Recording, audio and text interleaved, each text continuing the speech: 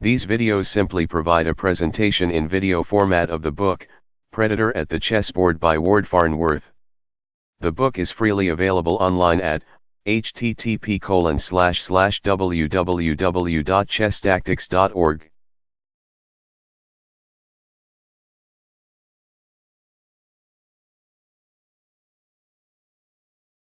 Black to move. What is the best move?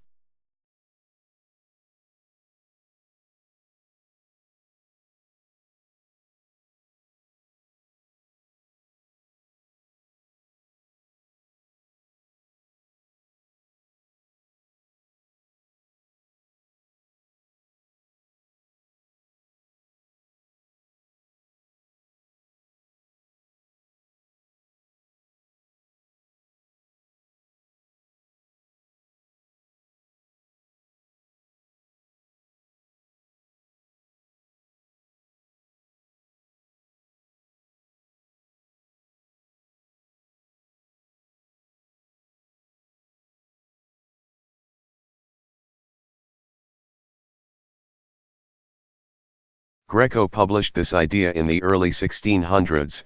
It is more or less the same as the previous position but one move earlier. Black's most natural move to consider is the check one. Queen takes at f2, check. Planting the queen safely next to white's king and driving it toward the corner. The problem is that after white replies to king moves to h1, black can't safely play his queen to the back rank because white guards it heavily. So instead black plays it there unsafely with a charming sacrifice, 2 black queen moves to g1, check. Requiring white to play rook takes queen or knight takes queen. Now white's king again is confined and ready to be mated with knight moves to f2, checkmate.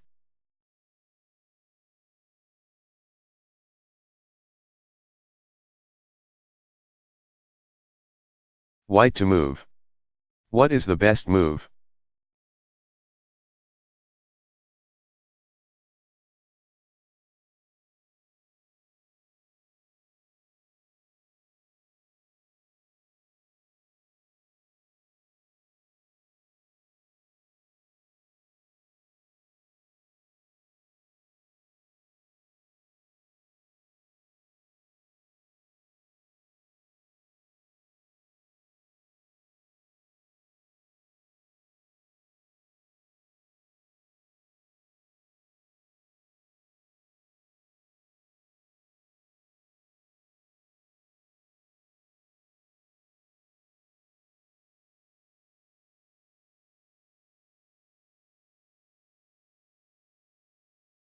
Here is a particularly famous and useful idea for achieving a smothered mate, first offered in 1497 by Juan Ramirez Lucena of Spain. White begins with 1. Queen moves to e6, check. Forcing black's king back to h8. Now white's knight does a little dance, 2 knight moves to f7, check. King moves to g8, 3. Knight moves to h6, check. Plus, which discovers check by the queen and thus keeps the knight safe on its new square. Black is forced to play 3. King moves to h8, if he tries king moves to f8 he gets mated right away with queen moves to f7. Now, 4 queen moves to g8, check. Forcing 4. Rook takes queen and black's king is entombed in the corner. 5 knight moves to f7 mates. Notice 2 motifs worth mastering here, the sacrifice of the queen on g8, forcing black to capture there and trap his own king, and the use of the knight first to push the king into the corner and then to give cover to the queen on g8, and thus prevent black's king from capturing there itself.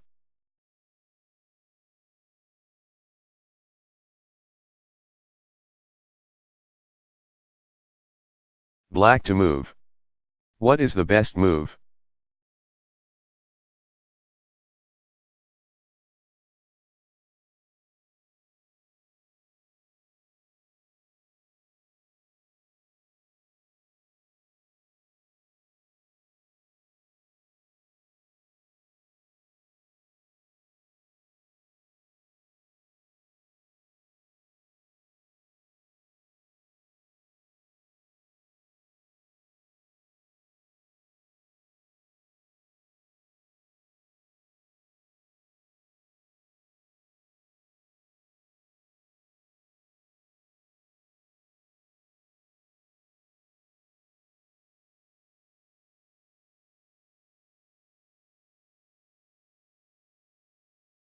Now a nifty application of our current concept.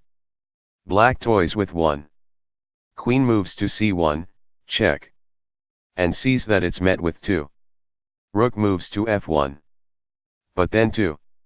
Queen moves to e3 gives check, requiring white's king to move back to h1. If white plays rook moves to f2 instead of king moves to h1, white mates with queen takes rook, check. And then queen moves to f1, checkmate. This forcing of the king into the corner is a standard idea for producing a smothered mate. Now we have reached the rough position explained in the previous frame. Black can mate by dancing his knight in the familiar fashion. 3. Knight moves to f2, check. 4. King moves to g1, knight moves to h3, check. Plus, 5. King moves to h1, and then comes the traditional sacrifice of the queen. 5. Queen moves to g1, check. Rook takes queen. White's rook has been sitting on f1 since white's first move in the sequence. 6.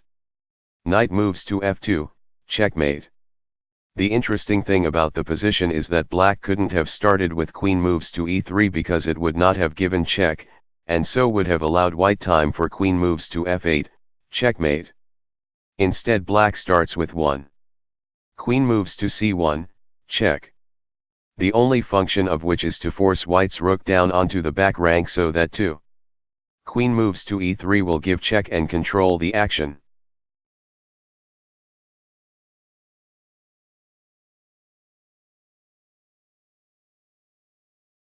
Black to move.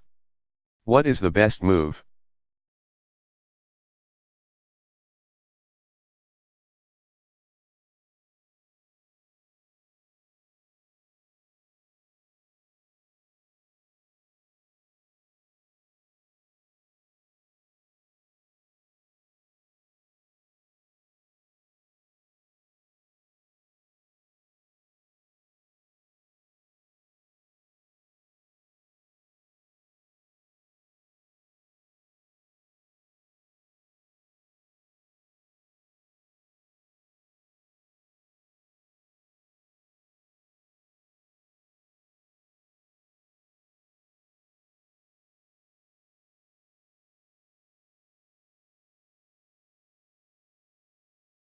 The classic smothered mate involves a king against the edge of the board surrounded by its own pieces.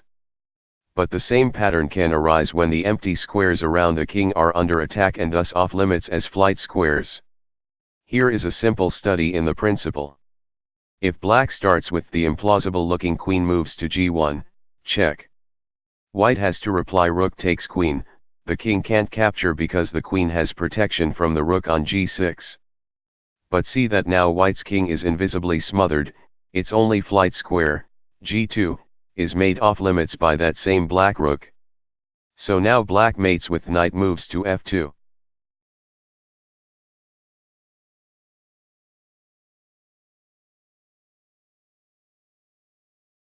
White to move. What is the best move?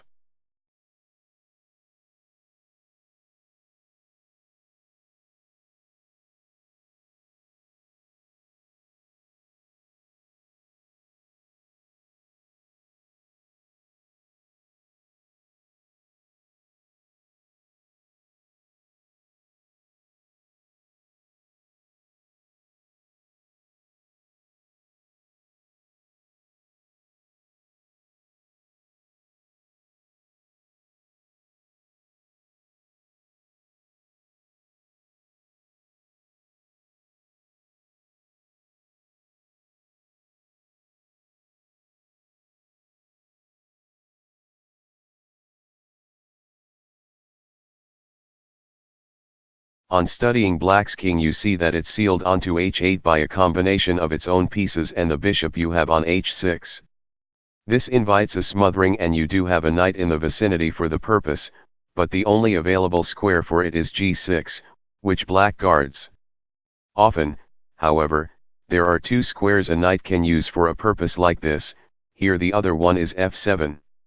Too bad it's occupied, but then again the occupant is one of your own pieces so you can evacuate it with a threat. 1 queen moves to f6, check. requiring the reply bishop takes queen. Now 2. Knight moves to f7 mates. And of course you might as well have seen this by just starting with the check one. Queen moves to f6, check. Seeing the reply bishop takes queen, and then looking for your next check and spotting knight moves to f7, checkmate. It's another case where the king is smothered in part by pressure your pieces put on the squares around it.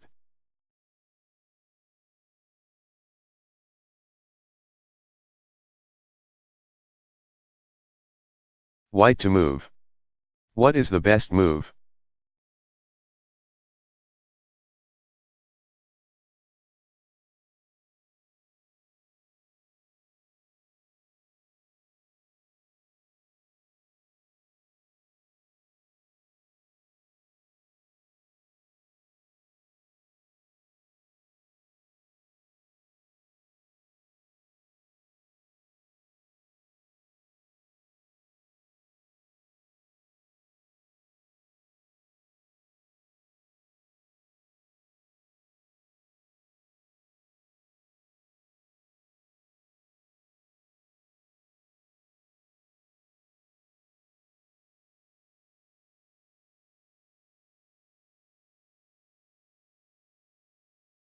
Black's king largely is boxed in, the question is whether the burial can be made complete. When white inspects his checks he sees that knight moves to h6 attacks not only the king but also g8, while g6 would be attacked by his queen and bishop. It's very nearly a smothered mate except that white's knight gets taken by the bishop on g7. White has recourse, naturally, he takes the bishop. Thus 1. Queen takes bishop, check. Requiring 1. Knight takes queen, and now knight moves to h6 still mates because although white's queen is off the board, his bishop continues to seal off g6.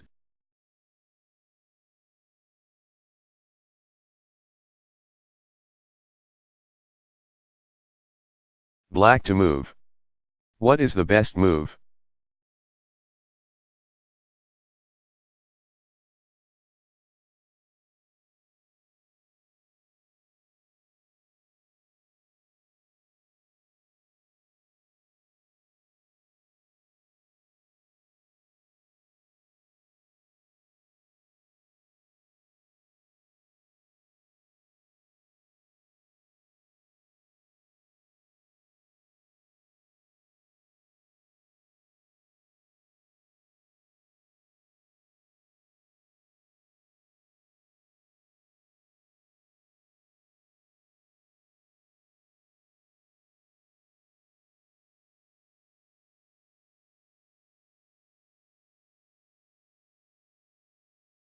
Here's a still more spectacular and demanding illustration of our current principles.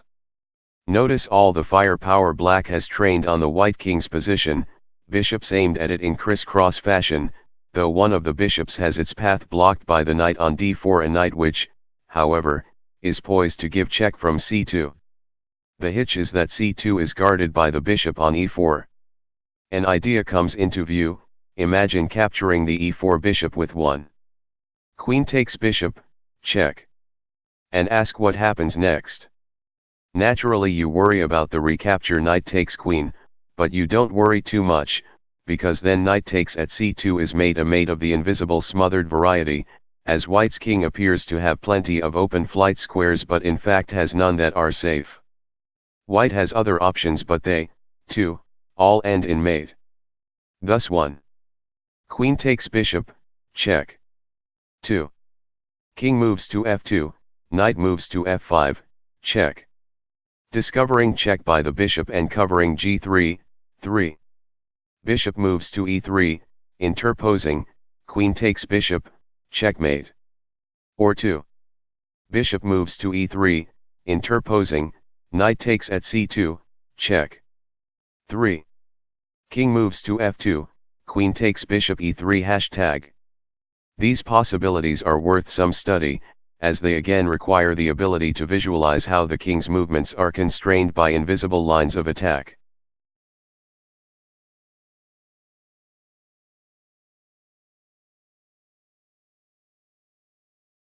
White to move. What is the best move?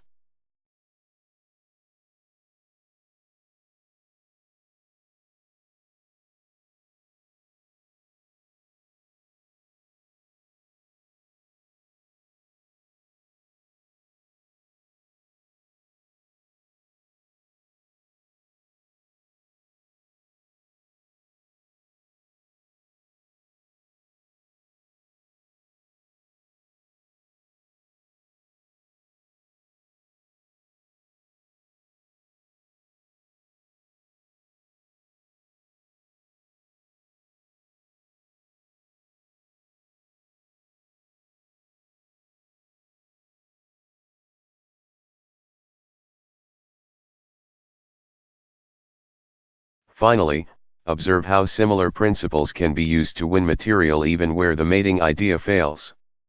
Black's own bishop on f8 and pawn on f7 prevent his king from retreating to the east, just as would be true if the king were at the edge of the board on h8. You see that your bishop cuts off the e7 and d8 squares as well. This might seem to call for a smothered mate, so naturally you imagine knight moves to f6, check. And knight moves to c7, check. And you see that neither of them work. Knight moves to c7 fails because black guards the square with his queen. The important question is how your train of thought runs from here. Don't give up on observing that black can extinguish the mate threat.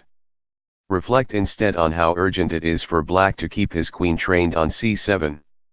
This means the queen is vulnerable, it can't afford to move much. So the next impulse should be to menace black's queen, and this you can do ostentatiously with 1. Queen moves to b5. Notice what a fix this creates for black. If he plays queen takes queen, he gets mated by knight moves to c7. Nor can he move his queen to safety on white's side of the board. He has to keep the queen on a square from which it can protect c7, and there turns out to be no such square that is safe. His best play is 1. Queen moves to d8, 2. Bishop takes queen, rook takes bishop, and white has won a queen for a bishop with another pawn capture or 2 still to come.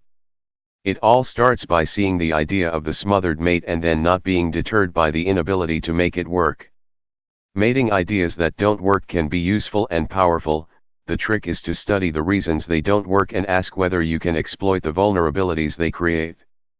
Sometimes a piece that foils a mating threat is vulnerable in something like the way a pinned piece would be.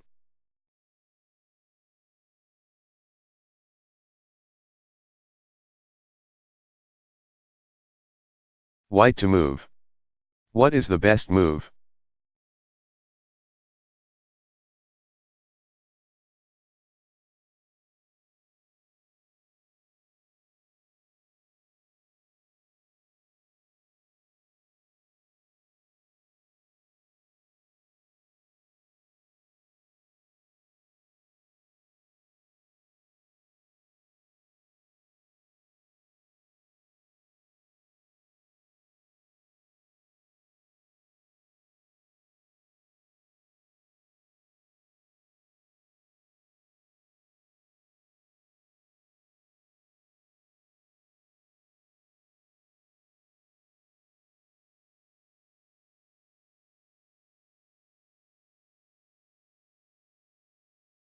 Legal's mate and pseudo-sacrifice. Legal's mate arises in its most familiar form in this position, where the game begins 1. Pawn from e2 moves to e4, pawn from e7 moves to e5, 2. Knight moves to f3, pawn from d7 moves to d6, 3.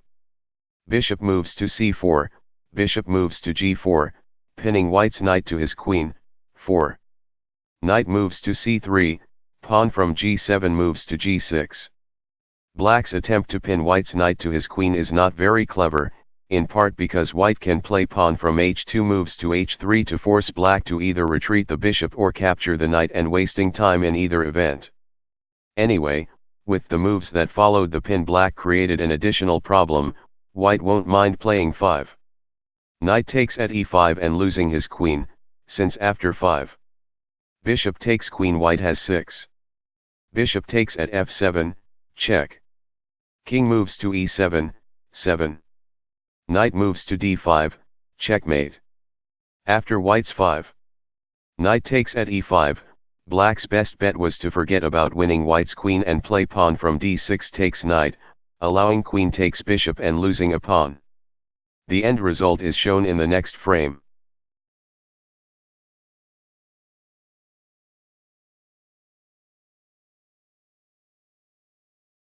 Black to move. What is the best move?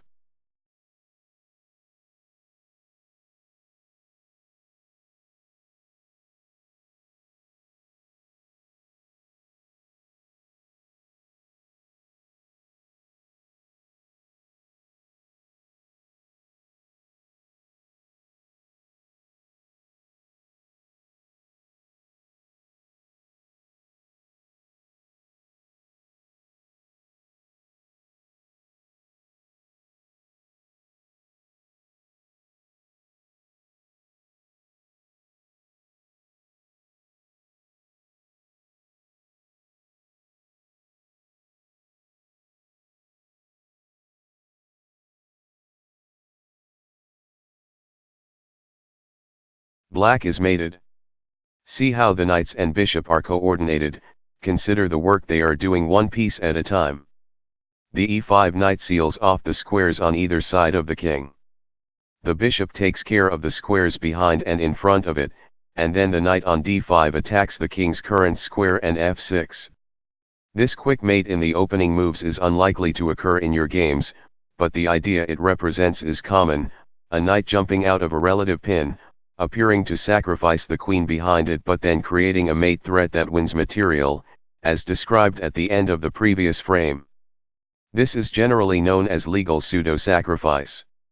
Notice that a dark squared white bishop on, say, g5 can perform the same function as the d5 knight in the pattern shown here, attacking both the black king and the f6 square. It wouldn't quite work here because black could interpose his knight on f6 to block the check, bishop takes knight, check. Would then be unsafe, we're assuming white's d5 knight is off the board. But in cases where the queen's knight is off the board or out of position, it sometimes is possible to achieve the same effect seen here with two bishops and a knight instead of two knights and a bishop.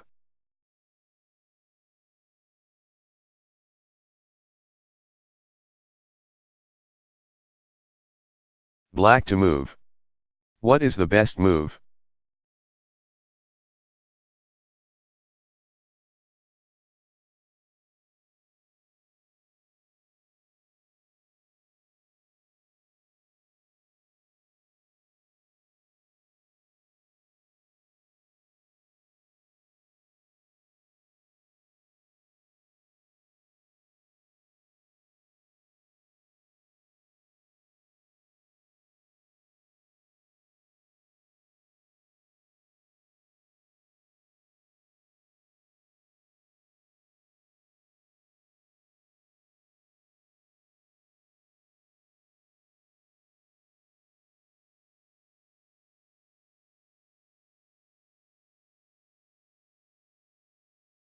White recently played knight moves to e2, a suspect move since it boxes in his f1 bishop, and now he has added the familiar pin of the enemy knight by playing bishop moves to g5.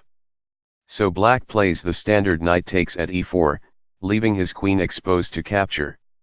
If white takes the knight with his d3 pawn, black has queen takes bishop and has won a pawn.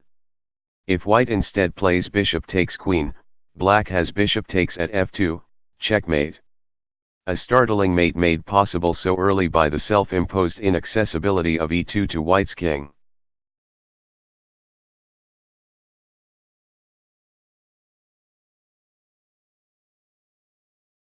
White to move. What is the best move?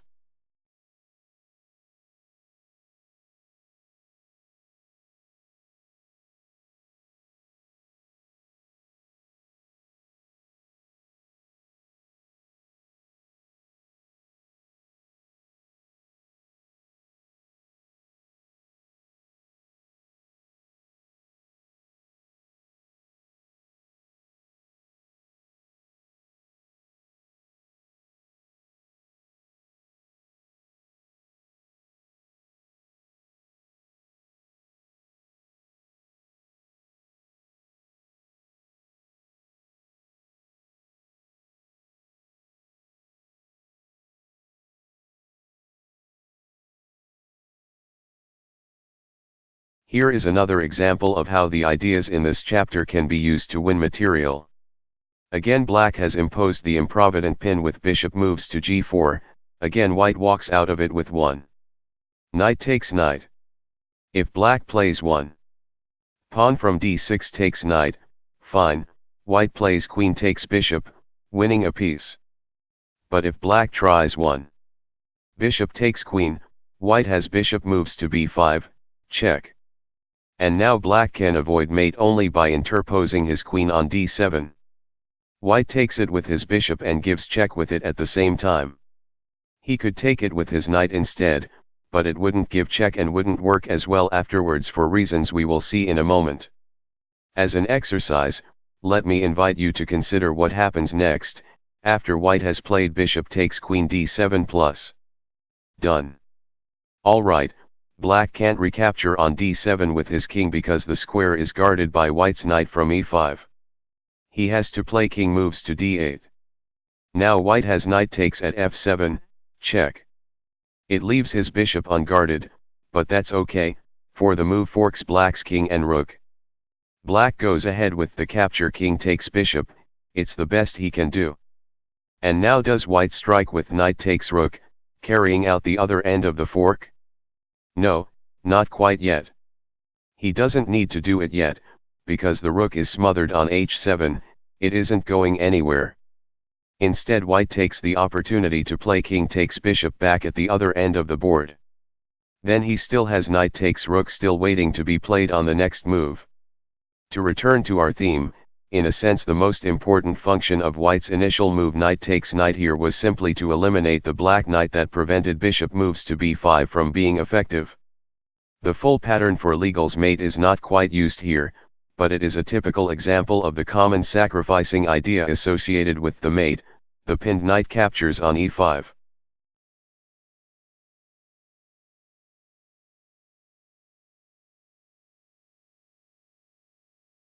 Black to move. What is the best move?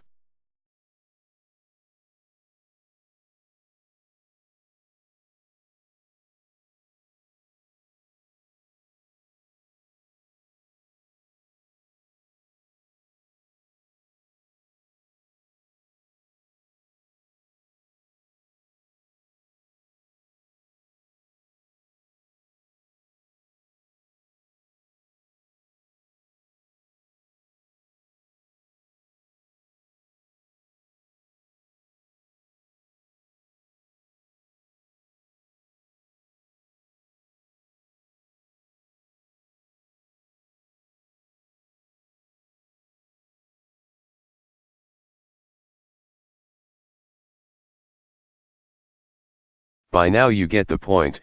When you see a relative pin like white has here against the knight on f6, consider the consequences if the knight breaks out of the pin and starts an attack against the king at the other end of the board. Here black has 1. Knight takes knight, inviting white to play 2. Bishop takes queen. If he does, then next comes 2. Bishop moves to b4, check. White has to interpose his queen, and black has the familiar gain of a piece. 3. Bishop takes queen, check. 4. King takes bishop, king takes bishop. For some more exploration of this general motif, see the chapter on the relative pin, and the discussion of how to break out of one.